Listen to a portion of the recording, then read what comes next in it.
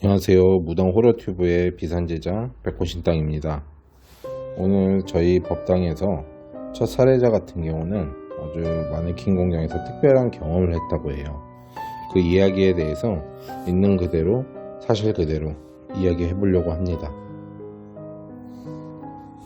경기도 파주 마네킹 공장에서 겪었던 나의 소름 돋았던 4일간의 알바 이야기. 요즘은 마네킹이라는 게 어떻게 들어오는지는 모르겠지만 제가 군대를 막 전역하고 천하무적이었던 시절의 이야기라고 해요. 집에서 홀로 나가서 살겠다며 엄마에게 졸른 뒤 없는 형편에도 부모님은 200만원이라는 거금을 지원해 주시며 나가서는 사고 치지 말고 착실하게 이젠 네 일이나 하면서 살고 집에 자주 들려라 라는 그런 심심한 인사를 주고받는데, 엄마가 갑자기 이거 유명한 점집에서 가져온 부적이니까 지갑이나 꼭 베개 밑에 두고 자거나 지니라고 주신 게 있었다고 해요. 다들 알겠지만 아무래도 남자는 특히 미심쩍은 것에는 큰 관심이 없잖아.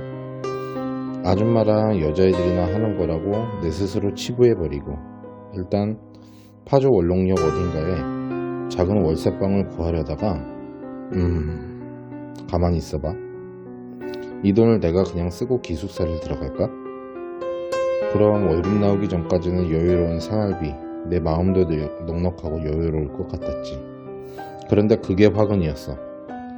지금까지 스마트폰이 아닌 종이랑 볼펜 들고 PC방 가서 알바 사이트 뒤져보던 시절이라 월 200에 숙식 제공? 이거 괜찮은데? 광클하면 면접 아닌 면접을 받고 기숙사를 배정받아서 들어간 방.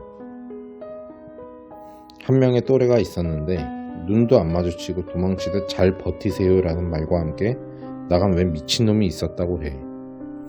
그렇게 쾌쾌한 방 안에 대충 짐을 놓고 창문을 봤는데 아까 방을 나간 미친놈이 길 건너편에서 내 방을 뚫어져라 쳐다보는 거야. 그렇게 시작된 첫날. 복도식 조립 기숙사라 그런지 왠지 춥고 소름 돋는 건 나만 그런 걸까?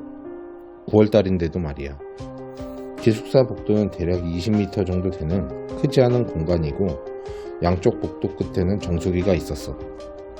창문이 있었고 오후에 잠깐 일하고 저녁 9시 무렵 기숙사에 들어갔는데 일하는 웬 어설픈 외국인 노동자가 안 무서워? 라며 어설픈 한국말로 이야기를 하는 거야. 살면서 가위 한 번 안 눌리고 병치레 한 번 없던 내가 두려울 것은 아무것도 없었어. 그런데 그 모든 건 그날 밤부터 시작이 돼. 전날 밤 잠이 오지 않아 뒤척이던 침대에서 웬 쪼그닥쪼그닥 하는 종이 소리가 나길래 뒤집어 보니 부적 5장, 죽은 벌레들이 한 트럭이야. 욕 나오더라고. 씨발 청소 좀 하지. 너무 더러워서 침대를 포기하고 바닥에 이불 깔고 잠을 자는데 다들 알지? 원룸형 싸구려 침대는 침대 밑에 공간이 없고 양쪽 모서리 기둥만 있는 그런 싸구려 침대. 나는 가까스로 그렇게 스르르 잠이 오던 찰나 머리 위로 양팔을 젖히고 잤는데 움직이질 않고 그대의 가위로 눌려버린 거야. 다들 가위 눌려본 사람들은 알 거야. 첫 가위가 얼마나 당황스럽고 무서운지. 그런 와중에 내 귓가에는 여자 구두소리. 그 구두소리가 계단을 올라오는 소리가 들렸어. 발가락에 힘을 줘 간신히 풀린 가위는 나의 온몸의 땀범벅과 함께 복도에 있는 정수기를 향하게 했어. 그런데 정수기 옆에 웬 마네킹이 서 있는 거야. 너무 놀라서 욕하며 컵에 물을 뜨고 있었고 창문이 가로등에 비치면 복도가 비치고 마네킹이 반사되어 보였어. 그런데 마네킹은 내가 볼 땐 뒷모습이거든. 그럼 창문에 비친 모습은 앞모습이어야 정상 아닐까? 그런데 뒷모습인 거야. 얼마나 소름 돋던지. 그렇게 물을 얼마쯤 받았나 컵을 내려다보는 순간 나는 그 상태로 기절하고 말았어. 분명히 마네킹에는 갈색 구두가 신겨져 있었거든. 마네킹이라는 게 아는 사람은 알겠지만 뒷모습에는 종아리에 쇠창이가 꽂혀있고 바닥에 판을 대서 세워져 있는 구조의 마네킹이거든. 그때를 생각하면 또 소름 돋는다. 그렇게 첫날부터 이상한 경험을 하고 몸이 흔들려서 일어나 보니 기절한 상태로 복도에서 잠든 나를 외국인 노동자가 깨운 거야. 이미 주변에는 3명이나 둘러싸서 나를 내려다보고 있었고 나는 그제야 정신 차리고 일어나서 씻고 일을 시작하기로 했지. 그렇게 이틀째 밤이 되고 잔업이다 뭐다 피곤한데 오늘은 잘 자겠지 하며 챙겨온 mp3를 들으면서 자는데 어김없이 그놈의 가위가 또 찾아온 거야. 그래, 오늘은 괜찮을 거야. 제발. 스스로를 다독이며 눈동자를 옆으로 돌려보니 작은 창문 2개가 눈에 들어왔어. 뭐지? 이 사람들은? 여기 사장인가? 어젠 없었던 것 같은데. 둘 다 대머리네.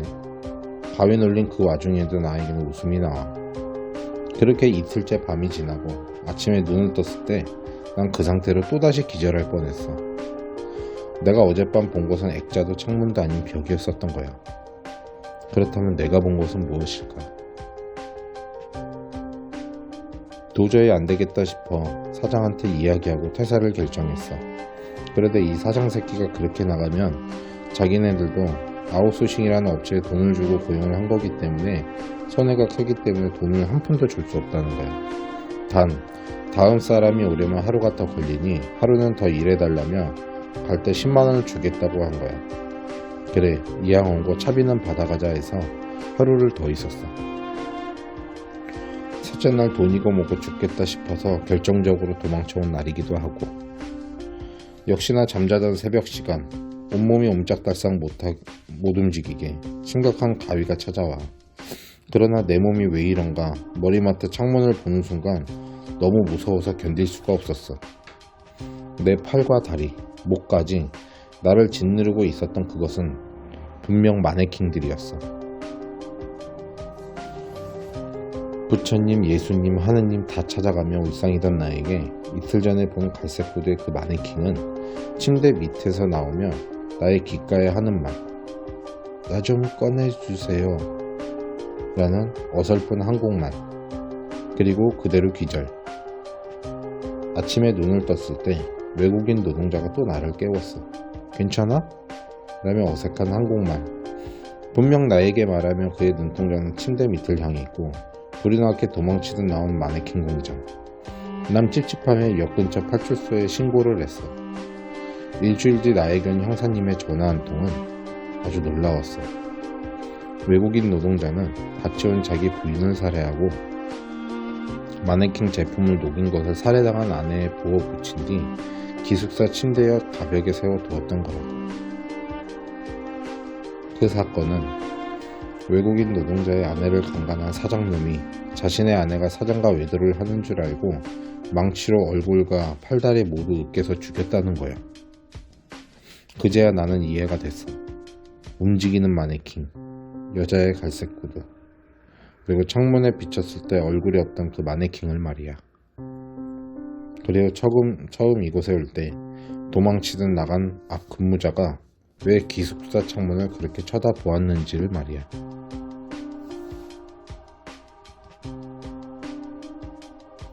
네, 첫 번째 이야기 사례자처럼 영상 보신 분들께서도 신비하거나 미스테리한 경험 또는 무서운 경험을 하신 게 있다면 메일로 글을 따로 보내주세요. 영상 만들어서 올리겠습니다. 또 사연에 채택되신 분께서는 소정의 사은품도 보내드리고 있어요. 영상 시청해주셔서 감사합니다.